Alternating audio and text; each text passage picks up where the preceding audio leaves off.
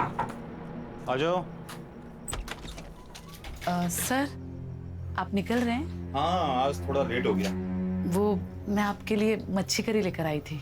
अरे वाह, मतलब तुम्हें मेरा वीक पॉइंट मालूम है कि मुझे मच्छी करी बहुत पसंद है, वो भी तुम्हारे हाथों की।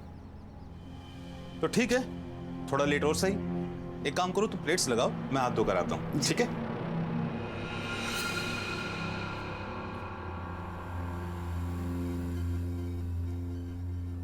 अरे वाह, खुशबू तो बहुत अच्छी आ रही है।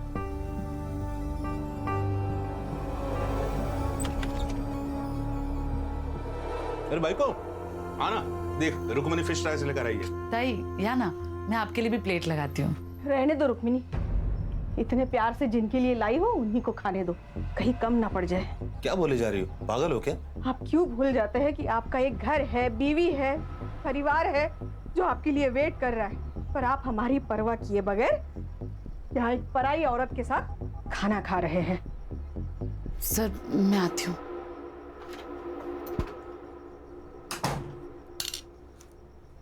मेघा, बोलने से पहले सोच तो लिया करो। वो एक विधवा है, उसकी कोई फैमिली नहीं है। अपने पैरों पर स्टैंड हो जाए इसलिए मैंने उसे नौकरी दी, इज्जत की जिंदगी दी। तो तुम हम दोनों के बारे में, शर्म आती है मुझे तुम्हारे ऊपर। तो क्या कहूँ, सुबह क्लिनिक के लिए जल्दी चले जाते हो, रात में लेट आते हो। पेशेंट होते हैं मेघा, इसलिए देर हो जाती है। गंद भरा है तुम्हारे दिमाग में, निकालो से बाहर।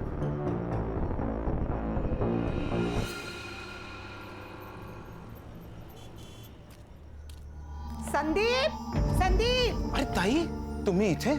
क्या हुआ? तांबे भाऊ आपके सर आज भी टिफिन भूल के आए हैं। मैं उनकी पसंदीदा भिंडी बनाई थी, वो लेके आई हूँ। कहाँ है संदीप? वो ताई, वो अभी पेट्रोलिंग के लिए गए हैं। तो एक काम करो तांबे भाऊ, उसको फोन करके बुला लो। मैं तब तक खाना लगाती हूँ। फोन नहीं लग रहा काकी, आप खाना रख दीजिए, मैं उसे बता दूंगा। फोन नहीं लग रहा है? ठीक है। बड़े साहब, आप ना उसे याद से खाना खाने के लिए बोल देना, भूल जाएगा नहीं तो। तांबे भाऊ, खीर खाई हा? सर, आपने झूठ क्यों बोला? उन पर क्या बीत रही है इसका अंदाजा हम नहीं लगा सकते। कभी कभी दिल से भी सोचना पड़ता है। सर, संदीप के पहले और कुछ अभी के केसेस देख रहा था, देखिए क्या आता है। देव मानुस ने मेरा बलात्कार किया है। किसने की है कंप्लेन? सर, वो तो मालूम नहीं, क्योंकि ये कंप्लेंट शिकायत पेटी में पड़ी थी, लेकिन जिस औरत ने ये कंप्लेंट की वो सामने आई ही नहीं। संदीप सर ही इस केस का इन्वेस्टिगेशन कर रहे थे। राजा साहब को छोड़ दो। अरे उन्होंने कुछ नहीं किया। क्या कहा? किसी ने मेरे खिलाफ रेप की कंप्लेंट की? हाँ। अच्छा, एक काम कीजिए, जिसने कंप्लेंट की है उसको यहाँ पुलिस स्टेशन में अभी बुलाइए। सच का सच और झूठ का झूठ सब क्लियर हो जाएगा। देखिए, हम उसे यहाँ नहीं बुला सकते। सर, बाहर बहुत सारी औरतें आई है, नारे लगा रही है, धमकी दे रही है, इन्हें छोड़ने के लिए कह रही है। सर, मुझे डर लग रहा है कहीं वो औरतें अंदर ना आ जाए। छोड़ो, छोड़ो। राजा साहब को छोड़ दो, उन्होंने कुछ नहीं किया है। ऑफिसर, मेरे पति को सब लोग देव मानुस कहते हैं और आप उन्हीं पर गलत इल्जाम लगा रहे हैं। देखिए, मैं सिर्फ अपना काम कर रहा हूँ। इनके खिलाफ कंप्लेन आई है तो इंक्वायरी के लिए इन्हें यहाँ बुलाना पड़ा। इंस्पेक्टर साहब बिल्कुल सही कह रहे हैं। तुम सभी लोग बाहर जाओ, चलो बाहर जाओ, चलो। इंस्पेक्टर साहब, पूछिए, आपको जो कुछ पूछना है। पूछताछ हुई पर कुछ हाथ नहीं लगा। जिस लड़के ने कंप्लेंट की थी वो सामने आई ही नहीं, और फिर केस बंद हो गया। क्या करें सर, इस शहर के आधे लोग डर की वजह से कंप्लेंट ही नहीं करते। ये भी तो हो सकता है कि तुम जैसे डर कह रहे हो हालात वही हो। लेकिन सर, ये भी तो हो सकता है कि वो कंप्लेंट ही झूठी हो। मेरा मतलब है, हर अच्छा काम करने वाले आदमी के दुश्मन भी बहुत सारे होंगे। और सर, आजकल तो हर कोई लड़की ये कहती है कि मेरा रेप हुआ है। क्या बात कर रहे हो सिद्धार्थ? कोई लड़की ऐसा झूठ नहीं बोल सकती, उसके लिए बहुत बड़ी बात है। रश्मि मैडम, फेक एलिगेशंस के कितने केस आते हैं हमारे पास, और इन लड़कियों के फेक एलिगेशंस की वजह से कितने ही लड़कों की जिंदगी बर्बाद होते हुए देखी मैंने अपनी आंखों से। इसका मतलब है हर लड़की झूठी है? मैंने ये तो नहीं कहा ना, मैंने तो बस इतना कहा कि हर लड़की सच्ची नहीं होती, बस। देखो तुम ज्यादा बस साला, हर जगह शुरू हो जाते हो। जब से इंक्वायरी शुरू हुई है तब से इस देव मानुस का नाम दूसरी बार आया है। इसकी और इसके फैमिली की पूरी कुंडली चाहिए मुझे। Yes sir. ये लो। वाओ, कैसे लगे? बहुत खूबसूरत है बाबा। अभी कहाँ खूबसूरत, ये दिखाओ। खूबसूरत तो अब लगेंगे बेटा, अच्छा बताओ, कॉलेज कैसा चल रहा है तुम्हारा? कॉलेज? आई को क्या हुआ? आई क्या हुआ तुझे? तू ऐसे गुस्सा होकर क्यों आ गई आई? अरे कुछ नहीं हुआ, ये तेरी आई मुझसे गुस्सा है। क्या है ना, उसे लगता है कि मैं तुझे टाइम नहीं दे पाता। आई, ये सब बाबा अपने लिए ही तो करते हैं ना, सब इन्हें देव मानुस बोलते हैं, पर मेरे लिए तो मेरे बाबा एकदम सुपर हीरो जैसे हैं। सुनामेगा? तुझे कॉलेज के लिए लेट नहीं हो रहा है? ओ हाँ, मैं बैग लेकर आई। हाँ ठीक है बेटा, जल्दी आना, मैं तुम्हें ड्रॉप कर दूंगा, है ना? वो चले जाएगी। आई, मैं ना आते आते दीदी के घर होते हुए आऊंगी। बाय। चलो बाबा चलो। हाँ चलो चलो आओ। चलो मेगा, शाम को मिलता हूँ। देख, तू अच्छे से पढ़ाई करेगी ना, मैं तेरा एडमिशन मुंबई के सेंट मेरी कॉलेज में कराऊंगी। फिर तू मुंबई में रहेगी और वहीं से पढ़ाई करेगी। अरे दीदी, लेकिन उसके लिए तो कितने सारे पैसे चाहिए ना, हम कहाँ से लेंगे इतने सारे पैसे? तू उसकी चिंता मत कर, मैं मैनेज कर लूंगी। बस तू पढ़ाई पे ध्यान देना। और चाहिए? नहीं दीदी, बस हो गया।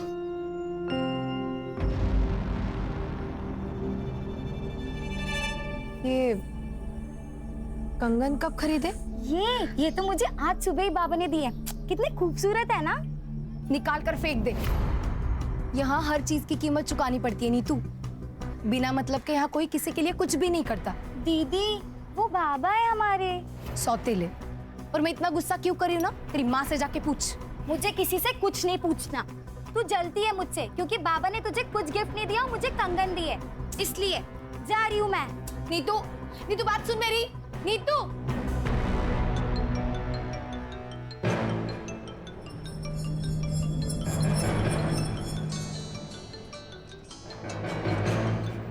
हेलो।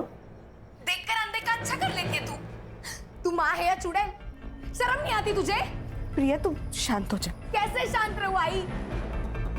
पहले बालिया, अब ये कंगन, ये सब किस और जा रहा है ना, सब समझ रही हूँ मैं। देख तू चुप बैठ। चुप रहकर ही तो सब कुछ सह लिया, लेकिन नीतू ये नहीं सहेगी। अब तो समझ आई, बचा ली अपनी बेटी को।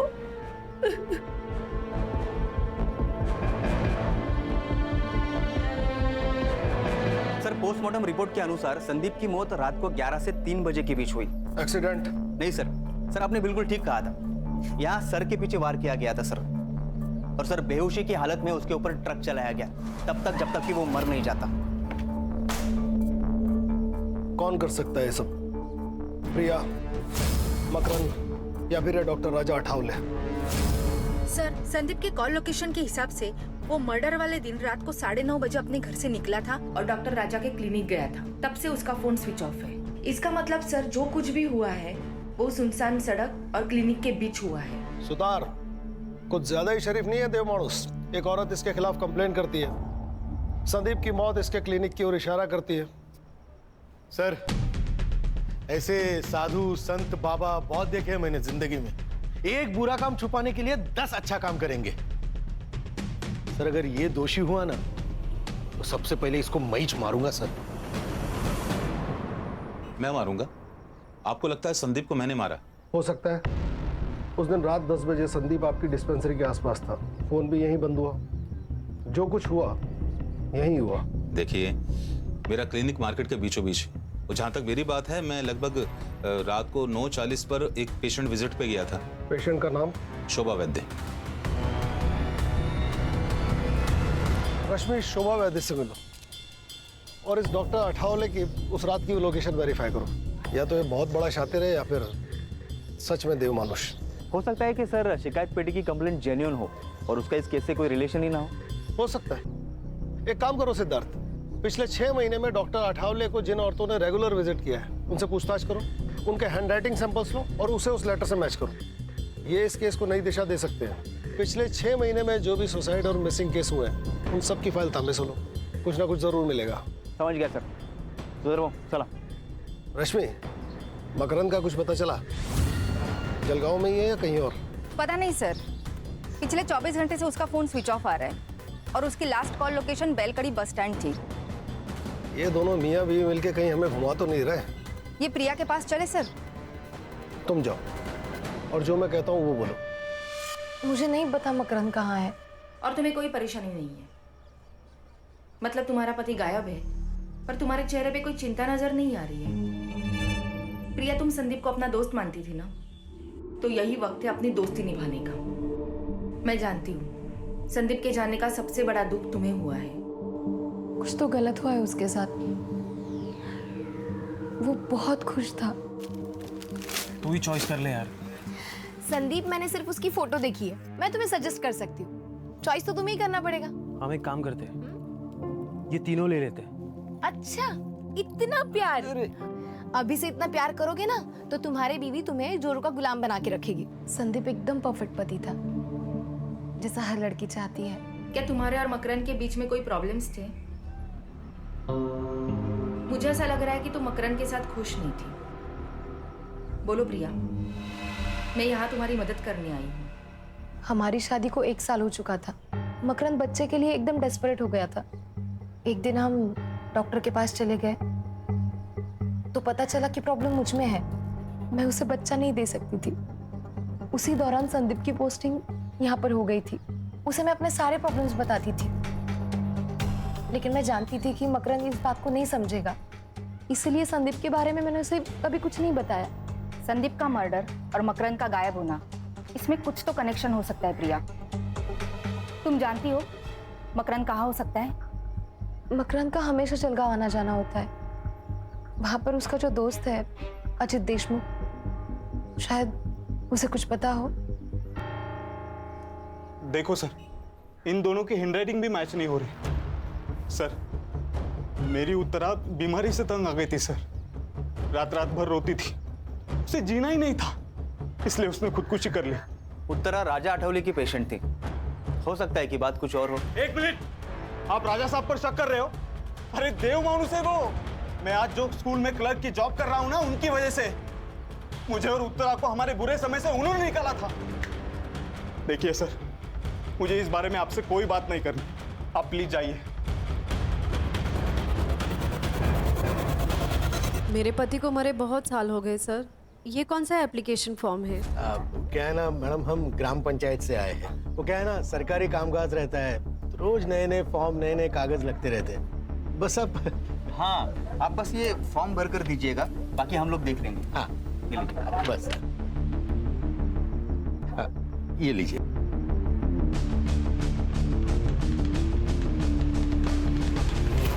सर, मकरन से बात हुई और वो उसका दोस्त अजीत देशमुख, उससे भी बात हुई। वो दोनों साथ में ही थे। मैंने मकरन को बुला लिया है, कल वो पुलिस स्टेशन आ जाएगा। अरे बैठ ना मकरन, सुधर भाऊ दांड का जरा आपलं. आलो क्या रे हाँ 3 दिवसापासून फोन बंद करून बसलायस. तेरे को क्या लगा तू फोन बंद करके बैठेगा तो तेरे को हम भूल जाएंगे? हाँ तेरे को पकड़ नहीं पाएंगे. बोल सच सच बता, क्यों भागा था घर से? क्या करता मैं उस घर में रहकर? मुझे उस प्रिया की शक्ल भी नहीं देखनी थी. उसने धोखा दिया है मुझे और मेरी फैमिली को. मतलब? प्रिया कंसीव नहीं कर पा रही थी, इसलिए हम डॉक्टर के पास गए. स्कैन किया, जब मैंने रिपोर्ट देखी तो मैं पागल हो गया था. इतना बड़ा धोखा. हाँ जी करता है ना तुझे यही मार दूं मैं. तेरे पास यूट्रस ही नहीं है तो बच्चा कैसे होगा? ये क्या कह रहे हो आप? मुझे कुछ समझ नहीं आ रहा है. 2 साल पहले ही तेरा यूटेरस निकाल दिया और तू कहती है तुझे कुछ भी पता नहीं. पागल समझाए मुझे? जानवर हूं मैं जो तेरे बाप ने मेरे सामने ये मांस का टुकड़ा डाल दिया. ना तू पूरी बीवी कहने लायक है ना पूरी औरत. जो औरत बच्चा पैदा नहीं कर पाए वो औरत कहलाने के लायक नहीं. तो जैसे लोगों के लिए अलग अस्पताल होना चाहिए, इलाज की जरूरत तुझे है. देखिए सर, ये सारी बातें है ना आपकी शहर में ठीक है, लेकिन हमारे यहाँ शादी के बाद अगर बच्चा ना हो तो वो शादी नहीं मानी जाती. अच्छा, तो अधूरी शादी को पूरा करने के लिए अफेयर किया तूने? क्या बकवास कर रहे हो आप? ये सब अरे सर रहने दीजिए. अरे मैं देखता हूँ ना इसे. अरे बकना आगे और उसके बाद उल्टा जवाब दिया ना समझ लेना. बताता हूँ. प्रिया से दूर रहने के लिए मैं मेरे दोस्त अजीत के पास सातारा में रहने गया. वहाँ मेरी मुलाकात अजीत की बहन कविता से हुई. हम दोनों एक दूसरे से प्यार करने लगे और हमने शादी करने का फैसला किया. मुझे प्रिया से और प्रिया की फैमिली से कोई दुश्मनी नहीं है. बस मुझे खुश रहना है. तू जानता था संदीप और प्रिया की दोस्ती के बारे में? अगर मुझे उन दोनों पर शक होता तो सबसे पहले मैं प्रिया को मार देता, संदीप को नहीं. क्योंकि प्रिया ने मुझे फंसाया है, संदीप ने नहीं. अगर उन दोनों में कुछ होता भी ना तो सबसे बड़ी खुशी मुझे होती। जान तो छुट्टी उस प्रयास से। ठीक है, जा। और सुन, कितना भी जरूरी काम हो, बेल कड़ी छोड़ के जाने की गलती मत करना। ठीक है सर। मकरंद सच कह रहा है। मैंने उसकी जिंदगी खराब की है, लेकिन मुझे सच में नहीं पता था कि मेरा गर्भाशय निकाला गया है। तुम जानती हो ये मुमकिन नहीं है। मतलब तुम्हारा ऑपरेशन हुआ और तुम्हें पता ही नहीं चला? वो मैं प्रेग्नेंट थी। आई वॉज रेप्ड और मेरा बलात्कार करने वाला कोई और नहीं था, मेरा बाप डॉक्टर राजा अठवले। बाबा के गुजर जाने के बाद हमारी हालत बहुत खराब थी। मैं सिर्फ 14 साल की थी और नीता 10 साल की। हमारे खातिर आई ने दूसरी शादी की, लेकिन एक रात मैंने देखा वो डॉक्टर मेरी आई के साथ बलात्कार कर रहा था। एक मिनट, बलात्कार? हाँ, वो आदमी राक्षस से कम नहीं है। सेक्स के लिए पागल है वो। मेरी आई को तकलीफ में देखकर उसे मजा आता था।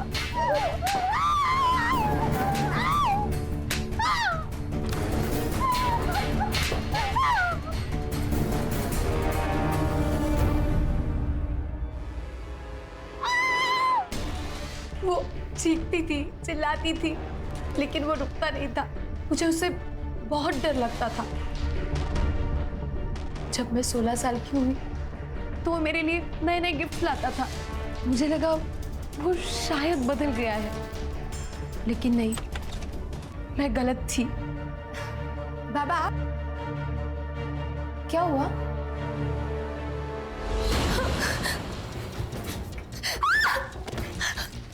बाबा छोड़ो मुझे! छोड़ो! तुम्हारी माँ को ये सब पता था?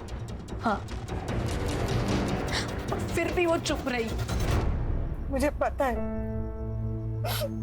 ये सब बहुत गलत है, पर अगर डॉक्टर साहब ना होते तो हम किसी रोड पे खड़े होते और आता जाता हर कोई तुम्हारी इज्जत से खेलता।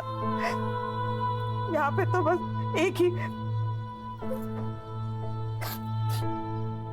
भी तुझे पुढे हाथ जोड़ते। किसी से कुछ मत कहना, कुछ मत कहना। फिर 2 साल मेरे साथ ये रोज होता रहा। जब मैं प्रेग्नेंट हुई तो आई ने मेरे अबॉर्शन के साथ मेरा गर्भाशय में निकलवा दिया, और ये बात मुझे मकरंद से पता चली। बहुत गुस्सा आया था मुझे। क्यों आई, क्यों? मुझे लगा था शादी के बाद मेरी तकलीफ कम हो जाएगी, लेकिन तूने मेरी शादी भी तोड़ दी। मकरंद मुझसे अलग होना चाहता है, मैं क्या करूं? हाँ, फिर से तेरे पास आके रहूं और बार बार तेरा पति मेरा रेप करे? यही चाहती है ना तू? यही चाहती है ना?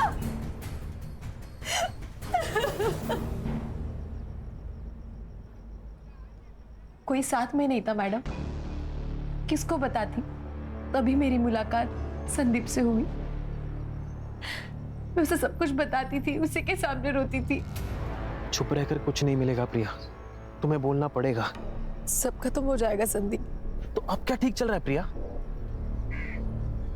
देखो, अगर तुम ऑफिशियल रेप की कंप्लेंट नहीं डालोगे तो मुझे ये केस अपने हिसाब से हैंडल करना पड़ेगा। और कुछ भी हो जाए, मैं तुम्हें इंसाफ दिलवा कर ही रहूंगा।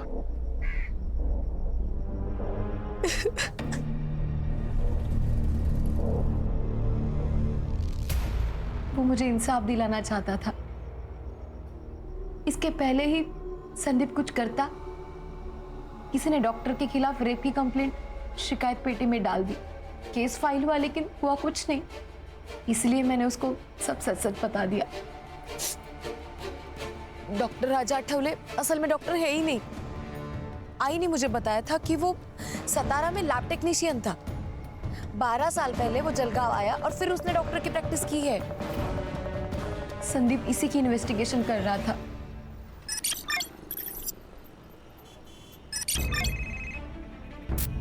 हाँ बोलो सुतार। सर शिकायत पेटी की हैंडराइटिंग मैच हो गई सर। किसके साथ? शोभा वैद्य, जिससे मिलने उस रात राजा आठवले गया था। कभी कभी ऐसे लगता है कि मैं उसे ये बात नहीं बताती तो शायद आज संदीप जिंदा होता। ये सब कुछ मेरी वजह से ही हुआ है। सब कुछ मेरी वजह से। सही थे सर आप। बहुत शातिर कौवा है ये। साधूच्या वेशात राक्षस है। अब इस राक्षस के उद्धार का वक्त आ गया सुतार। पक्के सबूत जुटाओ इसके खिलाफ, फिर निकालेंगे इसकी बारात पूरे शहर में। सुतार पता लगाओ अभी इसका टारगेट कौन है, किसका इलाज चल रहा है वहां फिलहाल। रश्मि, अगर संदीप को यह पता था कि ये डॉक्टर फेक है तो उसने इसके खिलाफ मेडिकल काउंसिल में कांटेक्ट किया होगा। पता लगाओ। Yes sir. हैंडराइटिंग के बारे में कुछ पता चला? अपने हैंडराइटिंग एक्सपर्ट उस पर काम कर रहे हैं, वो भी मिल जाएगी सर। टाइम नहीं है। अगर सबूत मिलने से पहले डॉक्टर गायब हो गया तुम सबको गायब कर दूंगा। आप लोग यहाँ सब गप्पे मार रहे हैं। मेरी बेटी की शादी है। तांबे बहू, ये मिठाई पूरे पुलिस स्टेशन को बांट दो। बड़े साहब नमस्कार, मेरे संदीप की शादी का कार्ड है, लीजिए। पूरे परिवार के साथ आना है, कोई भी बहाना नहीं चलेगा। नितिन साहब, एक दिन पूरे पुलिस स्टेशन को छुट्टी, और एक दिन पुलिस स्टेशन को छुट्टी दी तो कोई पहाड़ नहीं टूटने वाला। आप सब लोग ना शादी में आना।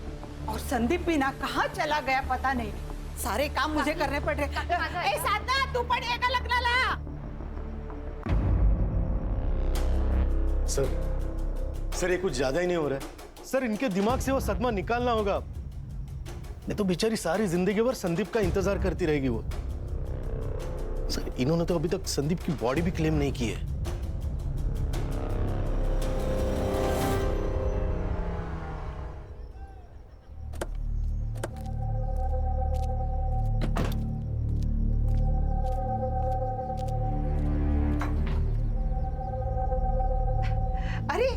आप सब लोग आ गए। बहुत सारे काम पड़े हैं, मुझे ना खाना बनाने वाले के पास भी जाना है। और तांबे बहू, शादी के दिन आपको ही गाड़ी सजानी है। हाँ, और ना क्या मैं लाल बत्ती की पुलिस की गाड़ी में थोड़ी ना मैं बहू को लेके आऊंगी। आप दोनों को काम करने के लिए आना है। अरे तुम इथे काय उभे आहात? हाँ,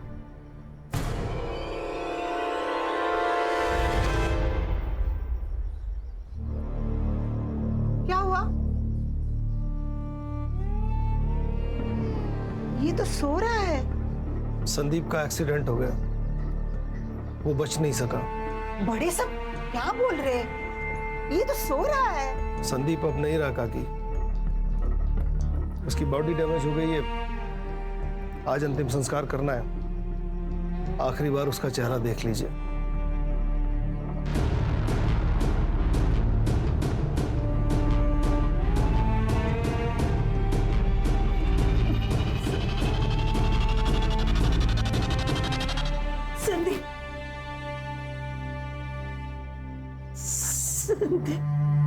मेरा बच्चा,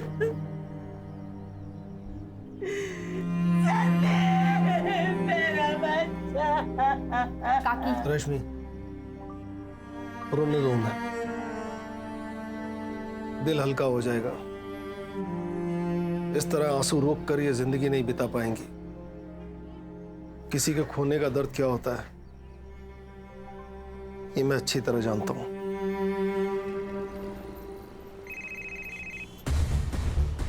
हाँ बोलो सुतार। सर शिकायत पेटी की हैंडराइटिंग मैच हो गई सर। किसके साथ? शोभा वैद्य, जिससे मिलने उस रात राजा आठवले गया था।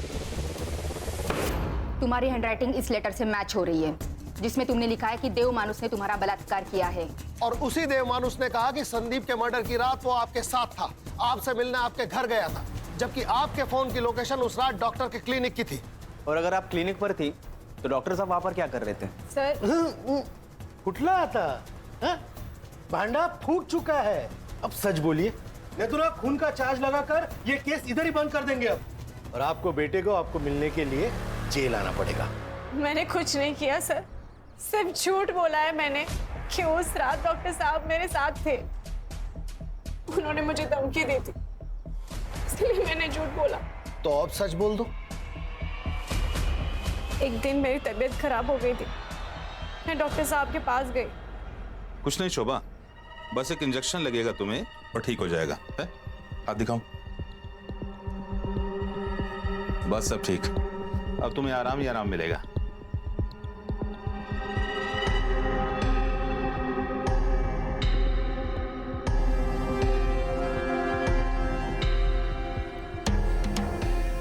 उसके बाद ये हर रोज होता रहा। तो तुमने पुलिस स्टेशन आके कंप्लेंट क्यों नहीं की? हमारी हालत बहुत खराब थी मैम, खाने तक को पैसे नहीं थे। डॉक्टर साहब आते, मुझे पैसे देते थे और उसके बाद मुझे अपने आप से घिन आने लगी। मुझे ये सब बंद करना था सर, इसीलिए मैंने शिकायत पेटी में चिट्ठी डाल दी। तो जब पुलिस आपके दरवाजे आई तो सच क्यों नहीं बोला? डर गई थी सर मैं कि अगले दिन अगर डॉक्टर साहब छूट के आ जाते वो मुझे भी मार डालते। मुझे भी? मतलब? उस रात डॉक्टर साहब ने मुझे क्लिनिक बुलाया था, वहां संदीप सर भी आए थे। डॉक्टर का धर्म होता है जिंदगी देना, जिंदगी लेना नहीं। पर ये तू नहीं समझ पाएगा क्योंकि तू डॉक्टर है ही नहीं। इंक्वायरी की है मैंने तेरी, ये जो डिग्रियां लटकाई हुई है ना, सब फेक है। कौन यकीन करेगा रे तेरा? दे माणूस है मैं, दे माणूस। दफा यहां से, तेरा पैसा पहुंच जाएगा स्टेशन में। अपनी बेटी का बलात्कार कर दिया, उसका यूट्रस निकाल दिया ताकि वो फिर से प्रेग्नेंट ना हो पाए। तू देव मानुस नहीं है, तू राक्षस है, राक्षस।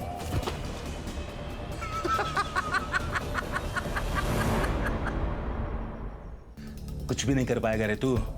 पिछले 12 सालों से खेल खेलता आ रहा है मैं, राजा ठावले, समझा क्या? अगर ऐसा ही है ना तो तुझे जिंदा रखना सबसे बड़ी गलती होगी।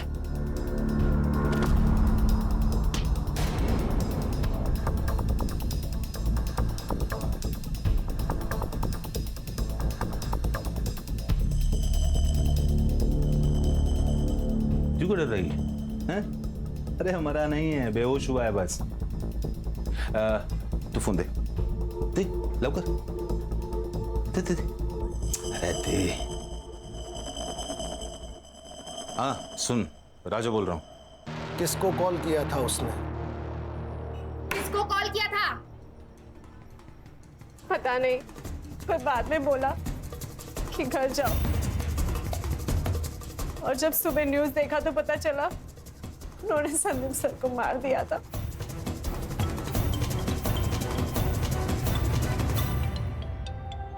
उठाओ, लाउड स्पीकर पे लो।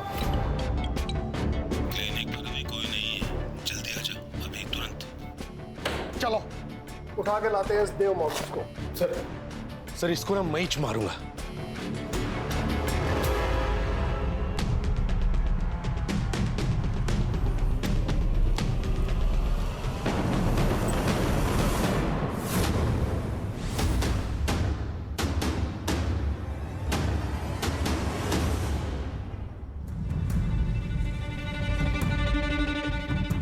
सर, ही इज नो मोर।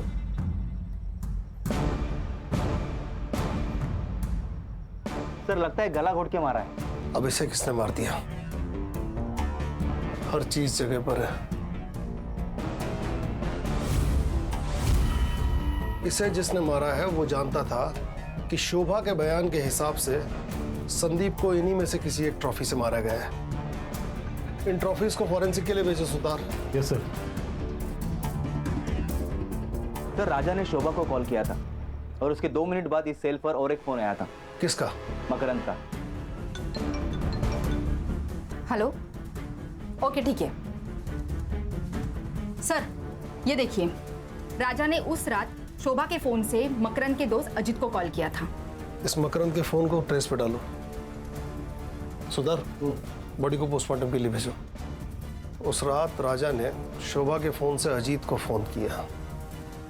अजीत का फोन मकरंद ने उठाया क्योंकि अजीत और मकरंद दोनों साथ थे और मकरंद यहाँ उसकी मदद करने आ गया। सर, मकरन की लोकेशन मिल गई है। प्लीज मुझे मत मारो मकरन, प्लीज मत मारो। दूरी तो भेज रहा हूँ तुम्हें मैं, तुम्हारे बाबा के पास। मुझे जो चाहिए था वो तुम दे नहीं सकती, और तुम्हारे बाप से जो चाहिए था वो मुझे मिल चुका है। अब तुम्हारा जिंदा रहने का कोई भी मतलब नहीं है। हाँ, अगर मुझे और कविता को खुश रहना है तो तुम्हारा मरना जरूरी है। Good bye. मकरंद, छोड़ दो उसे। चल ठीक हो? चल।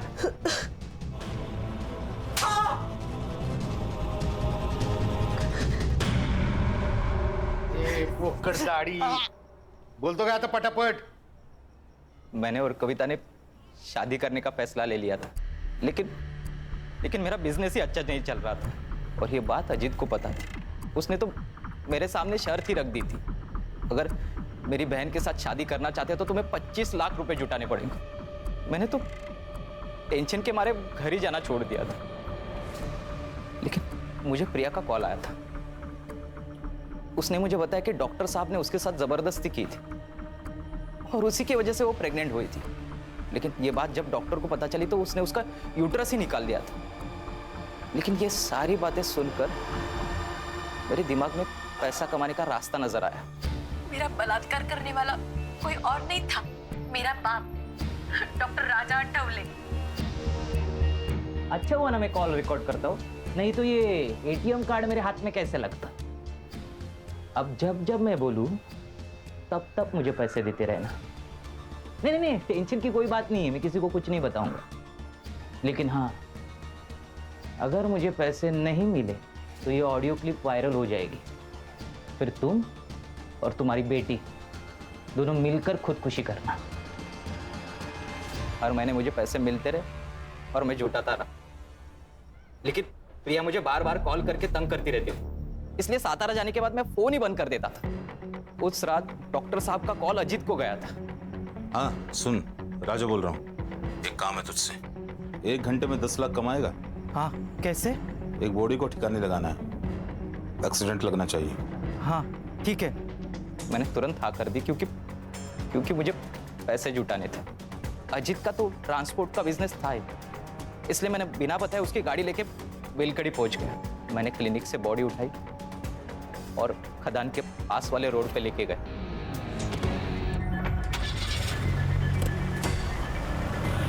मैं वहां से सातारा लौट गया। सुबह जब मैं बेलकड़ी पहुंचा तो मुझे पता चला कि वो एक पुलिस वाला था। जलगांव के बेलकड़ी गांव पुलिस चौकी के पीएसआई संदीप गवई की बेरहमी से मौत हो चुकी है। डॉक्टर साहब ने मेरे साथ बहुत बड़ा गेम खेला था, उसकी आइडेंटिटी मुझसे छुपा कर रखी थी। डॉक्टर राजा तुझे बाद में भी पैसे देता था ना, सोने का अंडा देने वाली मुर्गी को मार क्यों दिया? मुझे टिप मिली थी। डॉक्टर साहब ने अपनी जमीन बेचकर 3.5 करोड़ रुपए जमा किए थे, लेकिन जो खरीदार था उसकी एग्रीमेंट होने से पहले ही मौत हो चुकी थी, तो बेसिकली ये पैसा ब्लैक हो चुका था। मैंने सोचा क्यों ना पैसा ये मेरा हो जाए, इसलिए मैंने वो पैसा डॉक्टर साहब से कैसे निकालूं ये प्लान बनाया। मकरंद, मैं तुम्हें 10 लाख रुपए दूंगा, 1 लाख रुपए एक्स्ट्रा भी दूंगा। अरे नहीं चाहिए तुम्हारे 10 लाख, मुझे तुम्हारे 3.5 करोड़ रुपए चाहिए। 3.5 करोड़? हाँ, जो तुमने मुझे धोखा दिया है ना, उसका फुल एंड फाइनल अमाउंट।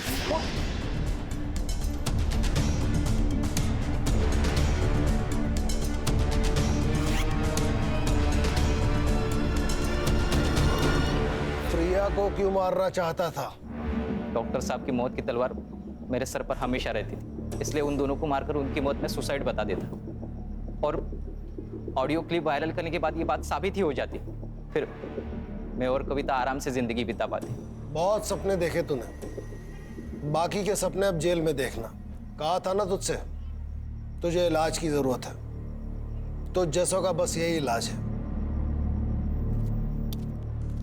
चल चल चल चल चल, छोड़ दो।